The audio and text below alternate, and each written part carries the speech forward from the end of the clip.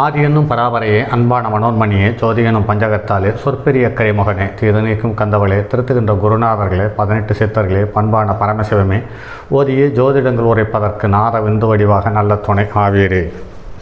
உலகில் உள்ள தமிழ் பேசும் அனைத்து நல் உள்ளங்களுக்கும் மற்றும் ஜோதிட சான்றோர்களுக்கும் மூத்தோர்களுக்கும் ஜோதிட ஆர்வலர்களுக்கும் ஈர்த்து மற்றும் இந்த காணொலியை காணும் உங்களுக்கும் ஆஸ்ட்ரோராஜின் இனிய நல்வணக்கங்கள். ஜோதிடம், ஆன்மீகம், வாழ்வியல், மருத்துவம் என்ற 4 தலைப்புகளில் தொடர் காணொலிகளாக கொடுத்து வருகிறோம். அந்த வகையில் இன்று ஜோதிடம் என்ற தலைப்பின் கீழ் மற்றும் ஒரு பதிவு.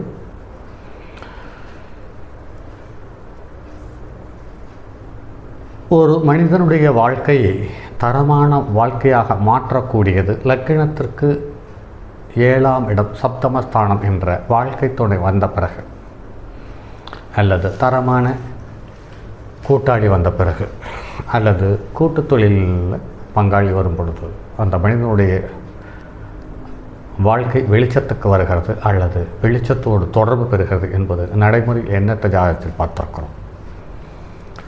அந்த வகையில் ஒரு ஜாதகத்தில் ஒரு கிரகம் வக்ரம் பெறுவதே ரொம்ப கர்ண கடோரமான வழிகளை தந்து விடுகிறது.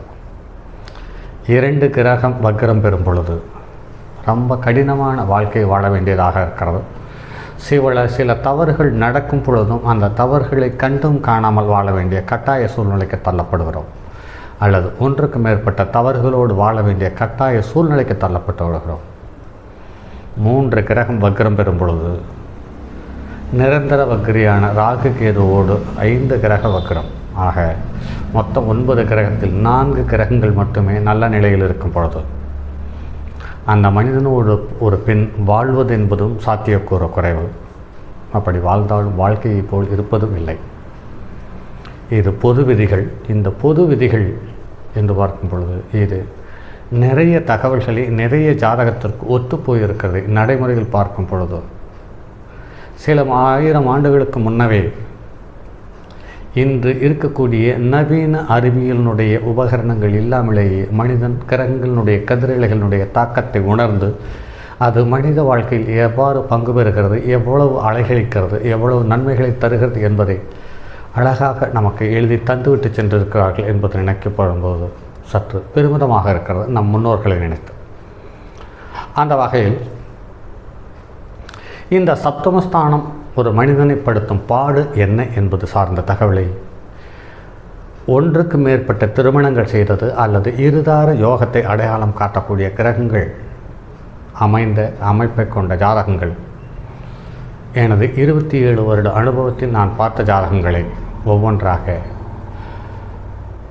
எது நடைமுறை வாழ்க்கைக்கு ஒத்து போயிருக்கிறது என்பது சார்ந்த தகவல்களோடு சேர்த்து உங்களுக்கு பதிவுகளாக கொடுத்து வருகிறேன். இந்த ஜாதகம் எனக்கு 2008ஆம் ஆண்டு ஜூன் மாதத்தில் வந்தது.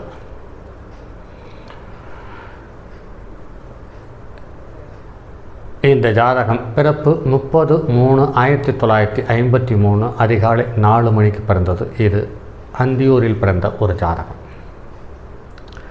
இந்த ஜாதகத்தில் கடந்த பதிவில் சொல்லப்பட்ட அதே கும்பலக்கணம், லக்கணத்தில் புதன் வக்ரம் 5க்குரியவன் வக்ரம் பெற்றிருக்கிறான். லக்கணத்துக்கு 2வது இடத்தில் சூரியன், லக்கணத்துக்கு 7க்குரிய சூரியன். அடுத்து 3வது இடத்தில் செவ்வாய், குரு, சுக்கிரன் வக்ரம்.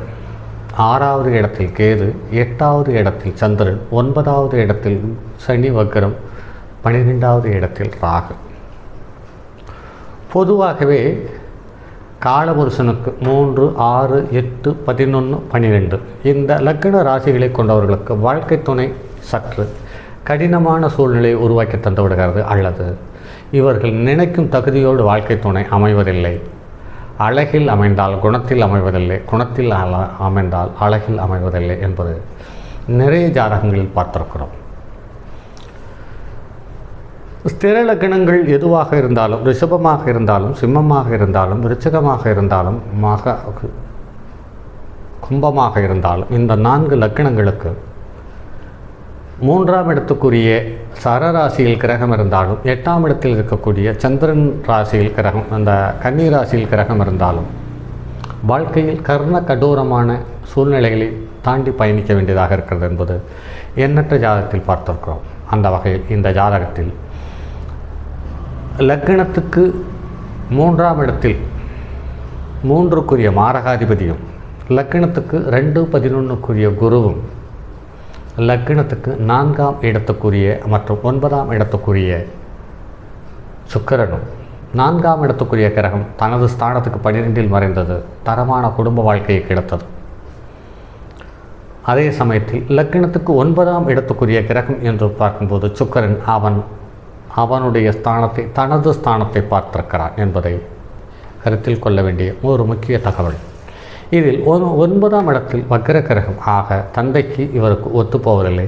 9க்குரியவன் 9ஆம் இடத்தை பார்த்து லக்னாதிபதி 9ஆம் இடத்தில் வக்ர கிரகமாக மாறி இருப்பது தந்தை இருக்கும் வரை தந்தையினுடைய கட்டுப்பாட்டுக்குள் வாழ வேண்டிய கட்டாய சூழ்நிலைக்கு தள்ளப்பட்ட துரதிர்ஷ்டசாலி. இவருக்கு முதல் திருமணம் ராகு திசையில் சூரிய புத்தியில் நடந்தது. ராகு திருவோண நட்சத்திரத்தில் 6க்குரியவனுடைய நட்சத்திரத்தை, சூரியன் உத்திரட்டாதி சனியினுடைய நட்சத்திரத்தில். ஆக இந்த ஜாதகத்தில் ஒரு விஷயத்தை கவனிங்கள் நண்பர்களே. லக்னாதிபதியான சனி உச்சம் பெற்றிருக்கிறார், வக்ரம் பெற்றிருக்கிறான். வக்ரத்துக்கு உச்சத்துக்கு வீடு கொடுத்த சுக்கிரனுடைய பார்வையில் இருக்கிறார். இது சிறப்பான விஷயமாகப்பட்டாலுமே கூட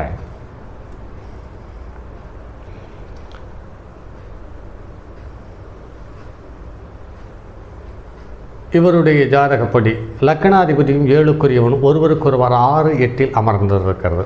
மிகவும் பலகீனமான ஒரு ஜாதக அமைப்பு. அதே சமயத்தில் லக்னத்துக்கு 7ஆவது இடத்துக்குரிய கிரகம் தன்னோட ஸ்தானத்துக்கு 8க்கு போய் மாரகஸ்தானத்துக்கு போனது.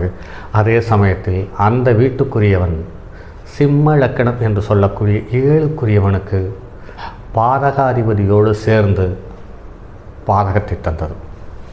ஆக இவருடைய முதல் வாழ்க்கை துணை, அதாவது முதல் மனைவி தற்கொலை செய்து இறந்து போனதாக சொல்லப்படுகிறது. அடுத்து இது 1985இல் முதல் திருமணம். ராகு திசையில் சூரிய புத்தியில் நடந்தது. அடுத்து 1994இல் குரு திசையில் புதன் புத்தியில் 2வது திருமணம். லக்னத்துக்கு 11க்குரியவன் 11ஆம் இடத்தை பார்த்து 11க்குரியவன் 3இல் அமர்ந்ததால் அதிக நிர்வாக திறமையுள்ள குருவும் சுக்கிரனும் செவ்வாயும் சேர்ந்து இருப்பதால் லக்னத்துக்கு 11க்குரியவன் லக்னத்துக்கு 3ஆம் இடத்தில் இளைய சகோதர ஸ்தானத்தில் அமர்ந்ததால் இவருக்கும் 2வது வாழ்க்கை துணைக்கும் சுமார் 20 வருட வித்தியாசம், இளையவரவர். அதே சமயத்தில் குருவோடு சம்பந்தப்பட்டிருக்கிறனால் நல்ல பொருளாதார நிர்வாகம் செய்யக்கூடிய தகுதியுள்ள பெண். சுக்கிரன் அழகானவர், அதே சமயத்தில் வக்கரமானவர். ஸோ மரியாதை கொடுக்க தெரியாத ஒரு வாழ்க்கை துணை.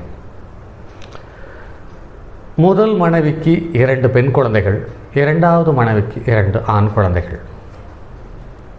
4ம் நலமுடன் இருப்பதாக தகவல். ஆக சூரியன் உத்திரட்டாதி நட்சத்திரத்தில் சனியினுடைய நட்சத்திரத்தில் இருப்பது நிரம்பவும் பலகீனமானது. ஏனென்று கேட்டால் நட்சத்திரத்தை கொடுத்த கிரகம் உச்சம் பெற்று உச்சத்துக்கு வீடு கொடுத்த சுக்கிரனோடு சம்பந்தப்பட்டதால், சூரியன் என்ற வீட்டுக்கு 3-8க்குரியவனுடைய சம்பந்தம் இருப்பதால் முதல் மனைவியினாலேயே நிறைய அவமானங்களை சந்தித்தாக சொல்லப்படுகிறது.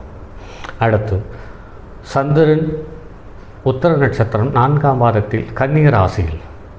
ஆக சந்திரன் லக்னத்துக்கு 6, 8, 12இல் போவது என்பது அவ்வளவு சிறப்பான விஷயமில்லை.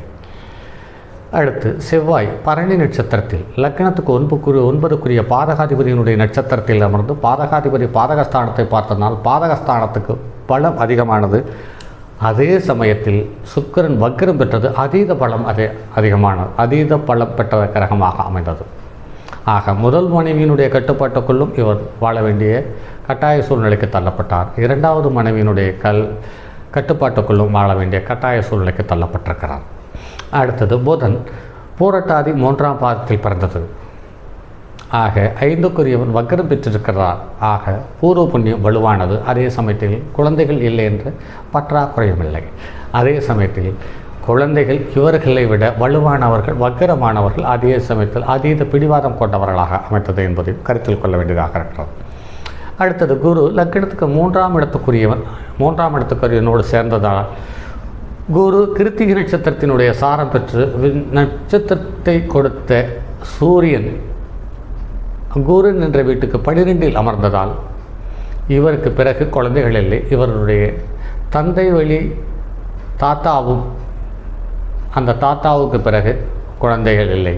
ஆக இவரும் ஒருவரே, இவருக்கு தந்தையும் ஒருவரே, இவருக்கு தாத்தாவும் ஒருவரே என்பதை அடையாளம் காட்டியிருக்கிறது.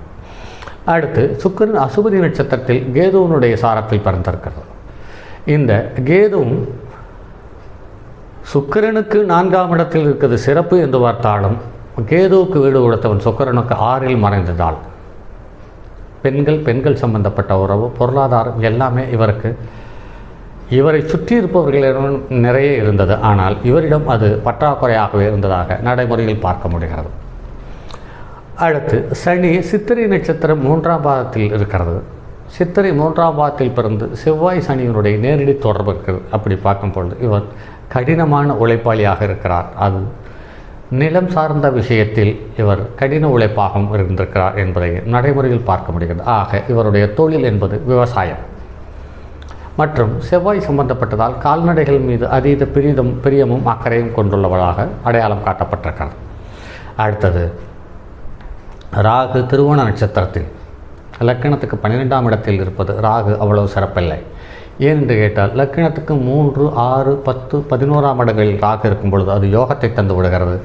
6, 8 அல்லது 8, 12இல் இருக்கும்போது அவமானத்தை தந்து சில சபலங்களையும் கொடுத்து விடுகிறது என்பது நடைமுறையில் பார்க்க முடிகிறது. அடுத்து கேது பூச நட்சத்திரம் 4ஆம் பாதம். கேது லக்னத்துக்கு 6இல் மறைந்திருக்கிறது. யோகம் என்று பார்த்தாலும் அதனுடைய திசை இவருக்கு இதுவரை வரவில்லை. இதுக்கு மேலும் அதனுடைய திசை வருவதற்குள் இவருடைய ஆயுள் காலம் முடிந்துவிடலாம் என்பதை கருத்தில் கொள்ள வேண்டியதாக இருக்கிறது. ஆக இதில் சொல்லப்பட்ட தகவல்கள் லக்னாதிபதியும் 7க்குரியவனும் ஒருவருக்கொருவர் 6, 8இல் மறைந்திருப்பது குடும்ப வாழ்க்கைக்கு உகந்ததல்ல. அதே சமயத்தில் 2வது ஸ்தானம் 2வது தாரத்துக்குரிய ஸ்தானம் என்று பார்க்கும் பொழுது அது தனது வீட்டை பார்க்கும் பொழுது அது அதீத பலம் பெறுகிறது. அதே சமயத்தில் மாரகாதிபதியினுடைய தொடர்போடு இருப்பது என்பது 2வது மனைவியும் தன்னை மதிப்பதற்கான வாய்ப்பை இழந்து விடுகிறார். அடுத்து லக்கணத்துக்கு 6, 8, 12இல் மறைந்து சந்திரன் இருப்பது என்பது வாழ்க்கை சிறப்பானதாக இல்லை. ஆனால் இவருடைய ஜாதகத்தில் ஒரு விஷயம் கண்கூடாக தெரிகிறது. பார்த்தால் பௌர்ணமி யோகம் என்பது மிகப்பெரிய யோகமாக தெரிகிறது. ஆனால் இது காலபுருஷனுக்கு 6, 12இல் அமர்ந்ததால் அந்த யோகத்தை இவர் அனுபவிப்பதற்கான வாய்ப்பை கிரகங்கள் தரவில்லை என்பதுதான் மிகவும் யோசிக்க வேண்டிய ஒரு தருணமாக அமைகிறது. ஆக தற்போது இவர் பூரண நலத்துடன் இருக்கிறார். மற்றபடி பெரிய பாதிப்போ நெருக்கடியோ ஒன்றுமில்லை. குழந்தைகளுக்கு அனைவருக்கும் திருமணமாகிவிட்டது. பேரம் பேத்திகளை பார்த்து விட்டார். இருந்தாலும் இவர் குடும்ப வாழ்க்கையை அனுபவித்திருக்கிறாரா என்று பார்க்கும் பொழுது 12ஆம் இடத்துக்குரிய கிரகம் வக்ரம் பெற்று பகை கிரகத்தினுடைய செவ்வாய் பெற்றதனால் இவர் வாழ்க்கையில் ஒரு சராசரி மனித வாழ்க்கையில் வாழ வேண்டிய வாழ்க்கையை அனுபவிக்கவில்லை என்றே கருத்தில் எடுத்துக்கொள்ள வேண்டியதாக இருக்கிறது. சரி நண்பர்களே, மற்றும் அடுத்தது ஒரு பதிவில் சந்திப்போம். அதுவரை உங்களிடமிருந்து விடைபெறுவது உங்கள் அன்பு நண்பன் எம் ராஜரத்தினம். பாருங்கள் நண்பர்களே, நான் சொல்லக்கூடிய தகவல்கள் அனைத்தும் என்னுடைய நேரடி அனுபவத்தில் சம்பந்தப்பட்ட தகவலே என்று கற்பனையில் சம்பந்தப்பட்டதோ அடுத்தவர்கள் சொல்லப்பட்டு அதன் மூலமாக எடுத்துக்கொண்ட தகவலோ இல்லை என்பதை நினைவில் கொண்டு இந்த பதிவுகளை பாருங்கள். இந்த பதிவுகளை பார்ப்பவர்கள் ஜோதிடர்கள் யாராக இருந்தாலும் அவர்களுக்கு இது ஒரு ஆகச்சிறந்த வரப்பிரசாதமாக அமையும் என்பதில் மாற்றுக்கருத்தில்லை. இதற்கு அடுத்து இன்னும் நிறைய ஜாதகங்கள் இருக்கிறது. இந்த இருதார யோக ஜாதகங்கள் இன்னும் சில ஜாதகங்களை பதிவாக கொடுத்துவிட்டு அடுத்து மறுபடியும் காதல் திருமணத்தில் இருந்து தொடருவோம். அதற்கு அடுத்தது அரசாங்க பணியில் இருப்பவர்கள் யார், இந்த அரசாங்க பணியில் அடிமட்ட பணியில் இருப்பவர் யார், அதிகார தோரணையில் இருக்கக்கூடிய பணியில் இருப்பவர்கள் யார் என்பது சார்ந்த தகவலையும் பார்ப்போம். அதற்கு அடுத்தது ஜீவனத்தில் மிகப்பெரிய வறுமையில் பிறந்து உழைப்பின் மூலமாக மிகப்பெரிய உயரத்துக்கு வந்த ஜாதகங்களையும் பார்ப்போம். அதே சமயத்தில் மிகப்பெரிய உயரத்திலிருந்து எல்லா சொத்துக்களையும் இழந்து வெளியில் நடமாட முடியாத அவமானத்தில் வாழ்கின்ற ஜாதகங்களையும் பார்ப்போம். இப்படி எண்ணற்ற பதிவுகள் சார்ந்த தகவலை வரக்கூடிய காணொலிகளில் ஒவ்வொன்றாக பார்ப்போம். அதுவரை என்னோடு கைகோர்த்திருக்கும் அனைத்து நண்பர்களுக்கும் உள்ளங்களுக்கும் இனிய நன்றிகள். தங்கமான் மழுவோடேன்றி தன்மதி தலையில் கொண்டோன் மங்கையர் பதிக்கச் சொன்ன மாமொழி ஜோதிடத்தை இங்கு யாம் உரைப்பதற்கோர் ஏமை என்னும் பிழை வராமல் காக்க செங்கன் மால் மருகன் யானைச்சரன் பதம் காப்பதாமே.